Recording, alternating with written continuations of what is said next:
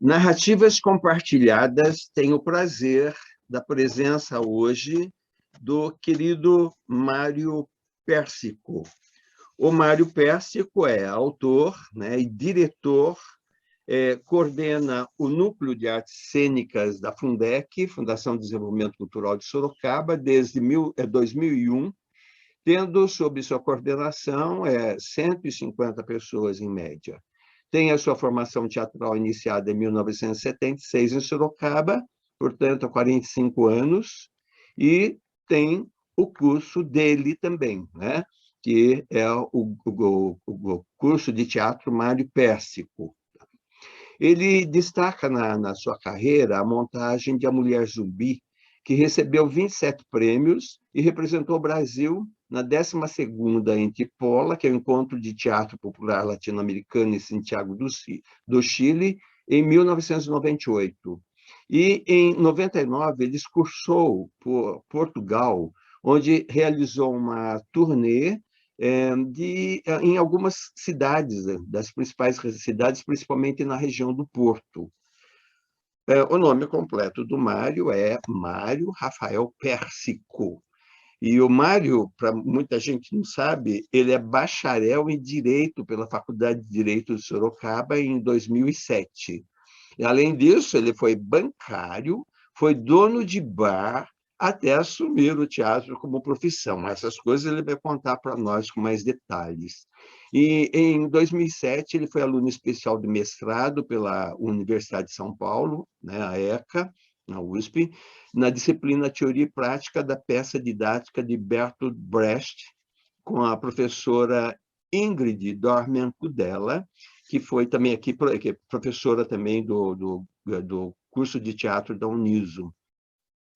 Em 2010, ele concluiu também a pós-graduação Lato Sensu em Pedagogia do Teatro pela Uniso e coordena também o Teatro Escola Mário Pérsico, que é um espaço criado em Sorocaba desde 2013, onde ele tem a formação de atores, mantém também com regularidade apresentações em todos os finais de semana, e essas apresentações teatrais acredito que já tem mais de 600 apresentações computadas. Então, o Mário, né, com esse espaço, ele é bastante respeitado nas ações teatrais aqui de Sorocaba e região. De 2013 para cá, então, ele tem uma produção teatral de motivo, né, pela qual ele recebeu dois prêmios, né, dentre outros, né, mas os prêmios que, como agitador, melhor agitador cultural da região, por 2 vezes consecutivas. E, em 2016, o Mário foi um dos 5 membros da comissão avaliadora do Prêmio Fomento José Renato, da Secretaria Municipal da Cidade de São Paulo. Em 2017, também, ele foi membro da comissão avaliadora do Prêmio PROAC pela Secretaria de Cultura na modalidade Dramaturgia 2017. Em 2021, ele foi membro da comissão avaliadora do Prêmio PROAC número 44, da mesma Secretaria do Estado, e atuou também como autor e ator e diretor, às vezes exercendo as 3 funções em mais de 130 trabalhos encenados. Inclusive, não vai dar para contar para vocês a relação de todas as peças, vou contar de algumas, né? Ele trabalha com crianças, adolescentes, jovens, adultos, e, inclusive, a adorável terceira idade. Dentre, então, as peças que ele montou, podemos encontrar Romeu e Julieta, O Noviço, Antígona, o Rei da Vela, O Rápido das Cebolinhas, Cinderela, Pluft, o Fantasminha, Meu Amigo Dom Pedro II, Ibissoroque, Sonhos de uma Noite de Verão, Marcelino Pão e Vinho, O Crime do Padre Amaro, A Hora da Estrela, Escola de Mulheres, Bodas de Sangue, O Beijo no Asfalto, Os 7 Gatinhos, O Milagre de Anne Sullivan, Peixes Grandes Comem Peixes Pequenos, Do Outro Lado do Rio, Concílio dos Mortos, A Vida Como Ela É, Sentimento do Mundo, Incidente Antares, O Amor nos Tempos do Cólera, etc. Quer dizer, uma infinidade de outras obras e montagens também, né, mais simples, né, e participação também em saraus. E uma coisa bastante interessante é a ligação direta dele com a história de Sorocaba, principalmente nas peças do outro lado do rio, da Feira de Moares, da Revolução Industrial e outras, né? Essa do outro lado do rio, baseada também no livro dos Os Espanhóis, do Sérgio Coelho de Oliveira. O Mário conhece muito da história do Teatro de Sorocaba, porque sempre exerceu inúmeras ações nesse contexto teatral e artístico sorocabano. Ele tem muita gente que gosta demais do Mário, então ele é amado, né, por muitos dos seus alunos, alunas, e muito respeitado pelo trabalho sério e significativo que ele desenvolve. E, lógico, aquele seu sorriso constante, sua maneira de ser, não tem como não ser lembrado, principalmente pela peça A Mulher Zumbi, né? Que nos fez rir muito, é um texto apaixonante que ele mesmo escreveu e fez muito sucesso e até hoje a gente quer assistir novamente, né? Se ele faz, monta novamente, com certeza sempre tem um grande público que vai assistir, né? Durante muitos anos, também o Mário apareceu em comerciais de televisão. Acredito que ao menos uns 10 comerciais de televisão em que ele aparece. Afora uma série de outras coisas que quem vai contar é ele. Tá? Mário, seja muito bem-vindo aqui no Narrativas Compartilhadas, com um carinho enorme que nós recebemos você e com muita gratidão. Muito obrigado desde já pela sua presença. Então, nós gostaríamos que você começasse contando onde nasceu e como foi sua formação inicial na escola, sua relação com o teatro, como começou. Enfim, a história é sua, eu vou ficar só ouvindo aqui. De vez em quando eu dou uns cutucões. Mas é você que vai contar a sua Tá história, bom. do cronológico aí. Vamos em frente, que é importante, que é um bate-papo. Para quem está nos ouvindo, nós vamos fazer em blocos de uns 15 a 20 minutos, aí depende, para poder ficar mais fácil, né, para quem queira assistir em vários momentos, tá bom? Então, Mário, está com você. Ok. Primeiramente, obrigado, Roberto, pelo convite. É sempre um prazer poder estar dividindo alguma coisa, seja um trabalho ou esse bate-papo com você. Bom, vamos lá. Muita gente não sabe, mas eu não nasci aqui em Sorocaba, né? Eu nasci em Santa Cruz do Rio Pardo, é uma cidade da região oeste do estado de São Paulo, um pouquinho depois de Ourinhos, mas vim de lá muito pequeno.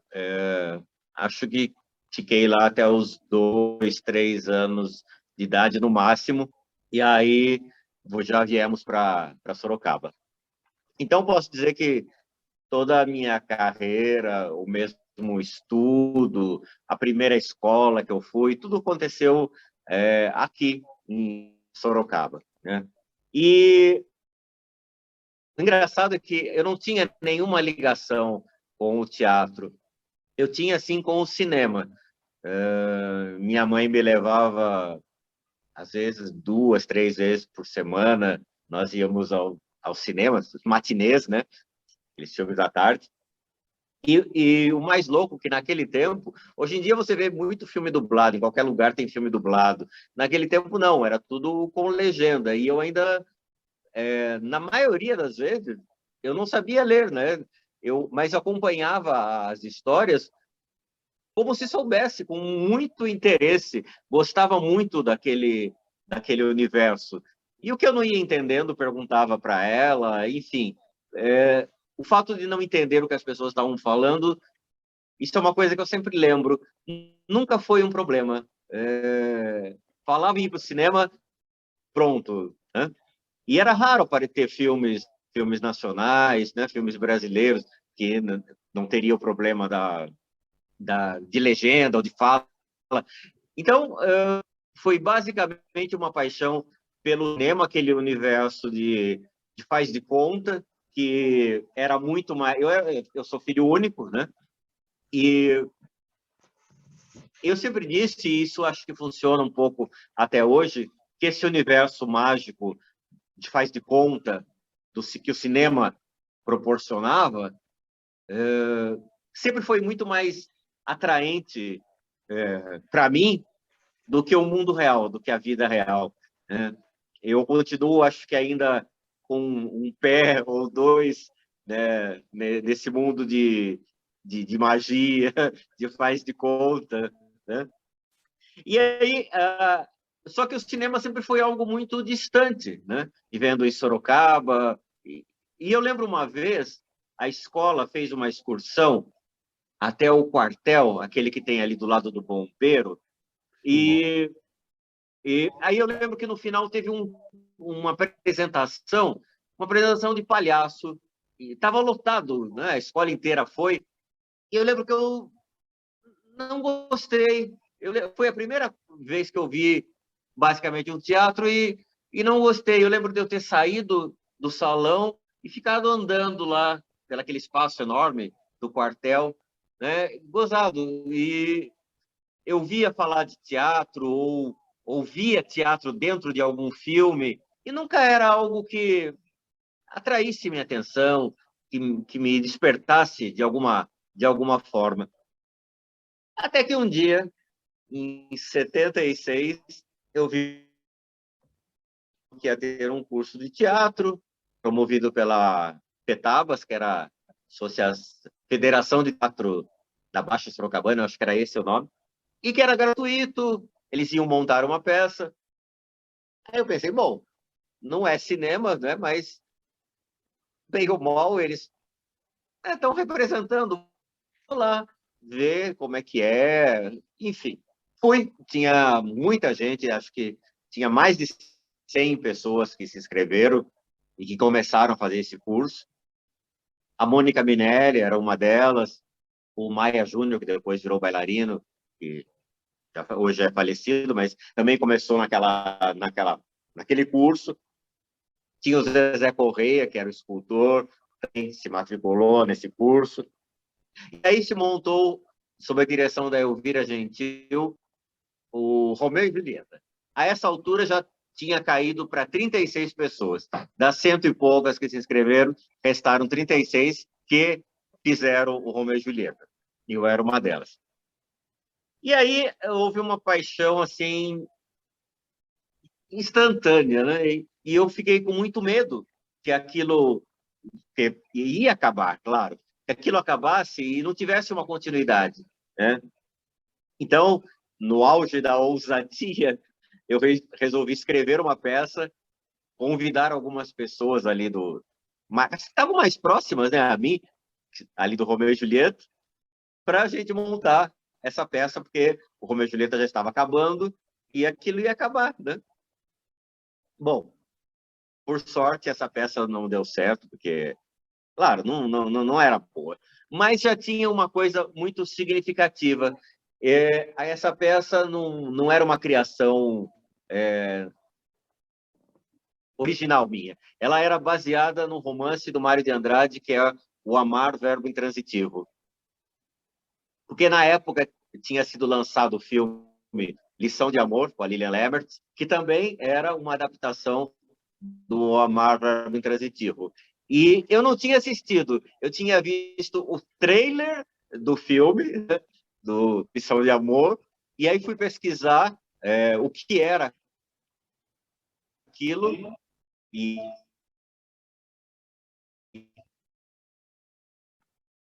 Alô? e, Você foi muito pesquisar. interessante, e já escrevi uma baseado, inspirado, né, no Verbo Intransitivo. Que é uma peça de um autor estreante, de uma pessoa que tinha começado aquele ano a fazer teatro, não era bom. Bom, Mas a gente conseguiu a simpatia de uma professora do Liceu Pedro II, que uma das atrizes estudava lá, e ela viu o drama desses jovens querendo fazer de qualquer jeito, né? E ela falou, olha, eu tenho um amigo que ele faz a IAD, a Escola de Arte Dramática, a USP, e ele é daqui. E nos finais de semana, os pais moram aqui, ele vem para Sorocaba. Vocês querem que eu fale com ele? Quem sabe ele está aqui no final de semana, ele se anima e resolve fazer alguma coisa com vocês. Ah, claro, vamos lá. E aí ela conversou com ele, que era o Antônio Carlos Moreira, e ele topou, né? E nós montamos o noviço do Martins Pena. Foi também um trabalho muito legal, a gente foi apresentar. A gente apresentava em lugares, nos locais mais assim absurdos. Apresentamos até dentro de uma igreja católica, ali na frente do altar. Estreamos no asilo, aquele asilo que tem ali que tinha ali no centro, né? Aquele casarão bonito, não sei se era São São Vicente de Vicente de Paula. Paulo. São Vicente de Paulo. São Vicente. Enfim, fizemos apresentações em vários locais e foi uma coisa muito legal. E aí começou o grupo. Essas pessoas que estavam no noviço foram dando uma continuidade. Eu acabei saindo, mas aí eu já conheci o Mantovani, que era um grande diretor aqui da cidade, e ele ia fazer Antígone, né, do Sófocles, e que foi a peça que inaugurou praticamente o Teatro Fantoche. Ele inaugurou com um show chamado Sempre, era um musical, com Fontana e tal, mas a primeira peça foi o Antígone, do Mantovani. Aí, depois do Antígone, a gente fez o Rei da Vela, e o texto, na época, nós estávamos no finalzinho da ditadura, né?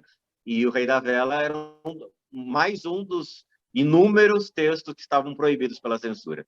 Aí o Mantovani, eu lembro que à época ele foi conversar com o Zé Celso Martínez Correia, que tinha montado, né, o Rei da Vela em São Paulo, nos anos 60, para dar uma força para a liberação do texto. Aí o Zé falou, venham para cá, a gente faz uma apresentação aqui no Teatro Oficina, aí a gente chama a imprensa, chama alguns intelectuais, né, para fazer um agito em cima para ajudar a liberação do texto. Tá, a gente foi e fizemos 2 apresentações lá, na verdade. Uma só para ele e o pessoal dele, o elenco, e foi aí que ele teve a ideia de fazer mais uma chamando a classe artística, os intelectuais.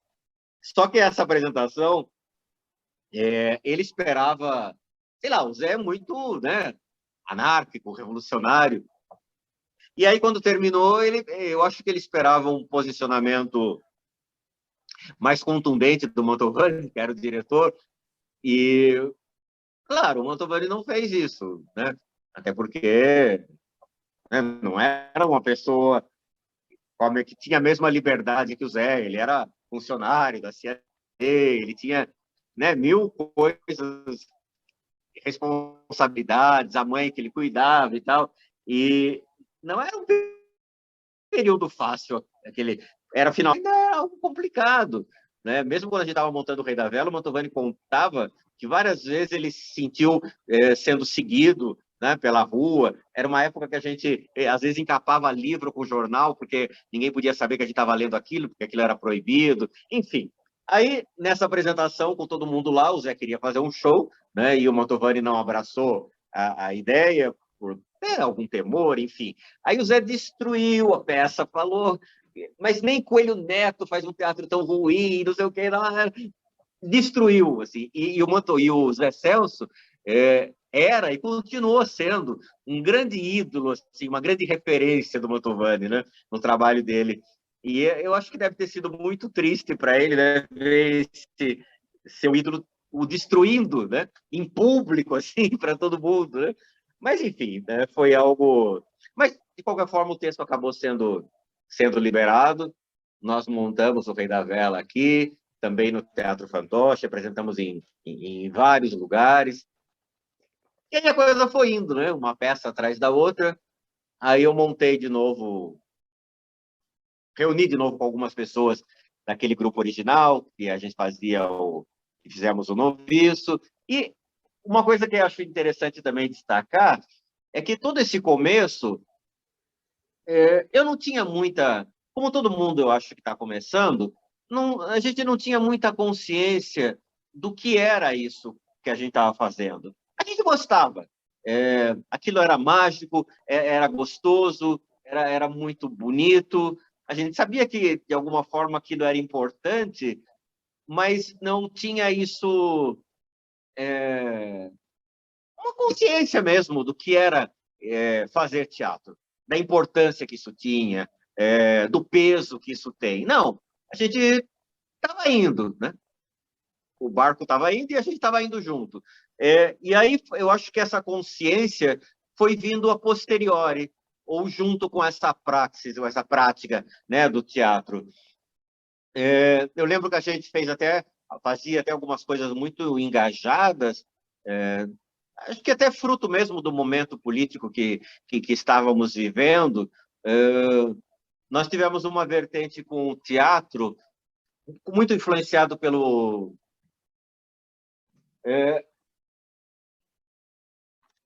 Paulo Freire. Nós fizemos até aulas de alfabetização em alguns locais, e aí um teatro direcionado para alguns problemas que aquelas comunidades específicas estivessem passando. Eu lembro que a gente comprou uma briga na época se chamava Grupo PG, que queria fazer um loteamento lá na Vila Barão, onde na época era chamado Tancão. Nem sei que fim teve aquilo, mas a gente estava abraçando a causa dos moradores daquele lugar que iam ser despejados, e a maioria estavam lá 20, 30 anos, tinham direito, pelo menos, por uso capião, né, aquele espaço, e aí montamos uma peça falando, discutindo, trazendo essa problemática, enfim. E mesmo toda essa atuação engajada e política ainda estava no momento vindo junto com uma consciência que nós estávamos começando a adquirir como artistas, como, né, cidadãos, né, e que a gente não tinha mesmo. Bom, a coisa foi indo. Eu acho que quando eu resolvi fundar a CIA Clássica de Repertório, foi em 90. E eu também não sabia que esse grupo ia ter uma cara. Eu acho que essa identidade, né, é uma coisa que vai surgindo espontaneamente, né? Ela foi adquirindo algumas vertentes. Primeira coisa, já baseado no nome, né? Era CIA Clássica de Repertório. Então, trabalhar, trazer esses textos clássicos que estivessem discutindo alguma coisa que a gente achasse que era relevante, que era importante estar trazendo para as pessoas, e nem sempre eram textos da dramaturgia, como você falou, muitas vezes eram textos clássicos, mas da literatura, que nem nós fizemos o Essa de Queiroz mesmo, nós fizemos 2 adaptações, que não era teatro, que é o Primo Basílio e o Crime do Padre Amaro. Enfim, há muitas adaptações, o Amor nos Tempos do Cólera, do Gabriel Garcia Marques, que também é um romance, que, aliás, é um romance que eu lembro que me impactou muito, que eu li assim com sofreguidão, e quando eu estava chegando perto do fim, eu queria ler menos, porque não queria que acabasse, né? Eu queria prolongar esse prazer, mas, ao mesmo tempo, a vontade de chegar, de concluir aquilo, né? Então, também foi uma adaptação que eu fiz. A Hora da Estrela, que é o último romance, né, da Clarice Lispector. E também tudo isso, eu acho que tem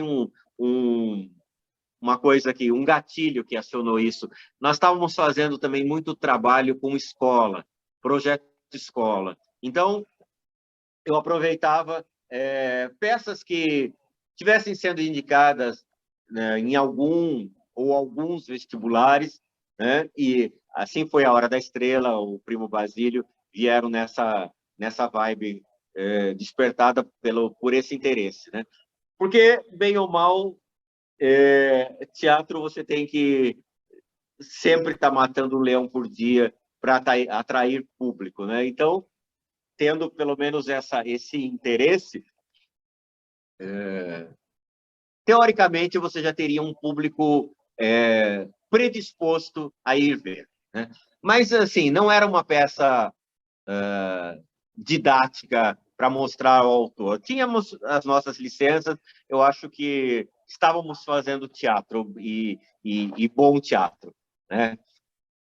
Porque eu já vi muita coisa assim de teatro voltado para a escola, assim como o teatro espírita, que fica mais na coisa didática e o entretenimento ou a arte, né? Não parece que não cabe ali. Não, eu tenho plena consciência de que eram trabalhos teatrais que as pessoas gostavam, se entretinham, e não era chato no sentido de, eu tenho que mostrar o autor, a escola literária que ele está, e aí direciona o peso para a vertente didática e esquece o teatro. Não, tinham as duas coisas ali. Então, era muito bonito, muito gostoso por esse lado também.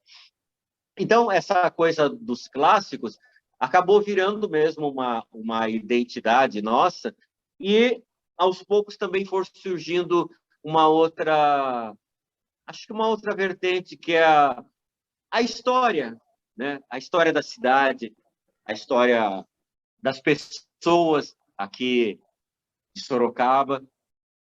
Acho que isso começou com um trabalho que eu fiz na Grande Otelo, uma oficina, e aí, oficina curta, 3 meses, e a finalização tinha que se apresentar um espetáculo. E aí eu pensei em algo que dialogasse, né, com aquele entorno da Grande Otelo à noite. Ali era ou acho que ainda é, ponto de garotos de programa. Então, surgiu espetáculos que chegam com a noite. A gente foi criando histórias envolvendo esse universo. Foi uma coisa rápida, mas que já rolou muito legal. Aí eu resolvi aprofundar isso com o meu grupo, né? Trouxe para cá, para a escola, e nós fizemos entrevistas aí com garotos de programa, com prostitutas, com dependentes químicos, e nos entrevistando e pegando as histórias. Alguns vinham com máscara para não mostrar o rosto, e nós pagávamos também. Nós fazíamos uma vaquinha e o que seria o equivalente ao preço de um programa era o que nós pagávamos para que a pessoa viesse e nos contasse as suas histórias, né? E surgiram histórias muito interessantes, muito tristes, e isso tudo compôs o espetáculo, que é um espetáculo que a gente faz no repertório da companhia. Aí veio também a chance de fazer um espetáculo que era contando a história do tropeirismo, as feiras de Muares, que foi a febre, né? A febre é sobre a febre amarela em Sorocaba na virada do século XIX para o século XX. Foi uma pesquisa muito legal, muito interessante. Foi aí que eu conheci também a professora Ingrid. Ela adorou o espetáculo. Aí ela me convidou para ser aluno especial de mestrado com ela lá na ECA. E aí, em função disso, eu fui para a Uniso também fazer a pós-graduação, Pedagogia do Teatro, né? Tudo por causa desse espetáculo A Febre e, em consequência dele, ter conhecido a Ingrid e todo o pessoal. Aí, depois disso, veio Os Espanhóis, o livro do Sérgio Coelho, que a gente também fez uma pesquisa em cima disso, e saiu o espetáculo Do Outro Lado do Rio, que a colônia espanhola era basicamente, né, depois da ponte, depois do Rio Sorocaba, e que foi um espetáculo que a gente fez na escola Matheus Mailasc. A Febre também foi no Mailasc. Os dois espetáculos eram itinerantes, não era num local só. O público ia acompanhando os atores por todos os locais da escola. E foi uma experiência muito, muito interessante, até ousada, sobretudo do outro lado do Rio, que ele era um musical também. ele era um espetáculo, todos os personagens eram clowns e era um musical. Então, os músicos, como era itinerante, eles tinham que, né, pega os instrumentos aqui, vai para outro ponto, por outro lado, para, né, acompanhar os momentos que os atores iam cantar. Mas foi muito legal a experiência, foi um trabalho assim, um tour de force, né? E se dançava também, tinha coreografias. Veio a Thalma de Leles, né, que é da sala Tablá do Flamengo, né, pelo tema, né, e nos ajudou e criou algumas coreografias. Então foi uma grande ousadia que a gente fez. E depois disso veio, terminando essa trilogia inicial, né, o espetáculo Concílio dos Mortos, que falava sobre o final, o fechamento do não é mosteiro, do convento de Santa Clara, né, que eram freiras que não saíam, né, o público não as via. Foi tirado daqui do centro e foi lá para cima, para a Zona Oeste. Existe até hoje. E Na com isso a verdade, gente discutia... vocês trouxeram, inclusive, essa problemática da falta de preservação dos bens públicos, né? Sim, sim, Foi exato, a questão da destruído. memória, da preservação com a demolição, né, do prédio, que, aliás, era um prédio, acho que era projetado pelo Frei Galvão, uma coisa assim, não lembro agora. Mas era um prédio histórico, né? E que foi destruído e hoje foi erguido ali o Conjunto Santa Clara. E a discussão era essa. Também foi um espetáculo muito bonito. Aí já não foi no Mailás, que foi na escola Fernando Prestes, mas também era algo itinerante, né? Aquele espaço imenso do Fernando Prestes, que é até maior, né, que o Mailás, e que também foi muito legal. Foi uma temporada de 30 espetáculos. Todos eles foram espetáculos de temporadas de mais ou menos 30 espetáculos. E isso foi ganhando assim também uma cara do grupo, né? Uma naturalmente virando a nossa identidade, essa discussão com temas da cidade, seja lá de trás das nossas origens, seja de agora, como a questão dos que chegam com a noite, né? Dos marginalizados ou dos excluídos que tentam na noite de alguma forma encontrar um lugar ao sol, enfim. Isso foi virando um pouco a nossa marca, a nossa cara. E foi muito legal. E hoje, novamente, nós estamos aí com uma trilogia sobre a escravidão aqui em Sorocaba. As 3 peças são sobre aspectos diferenciados, envolvendo esse tema aqui na cidade. Tá bom. Mário, então Também... vamos dar uma pausinha agora, daí em seguida você começa contando sobre essa trilogia da escravidão, tá bom? Tá bom. Então, para vocês que estão nos acompanhando, daqui a pouco nós voltaremos com o segundo bloco. Então, até já.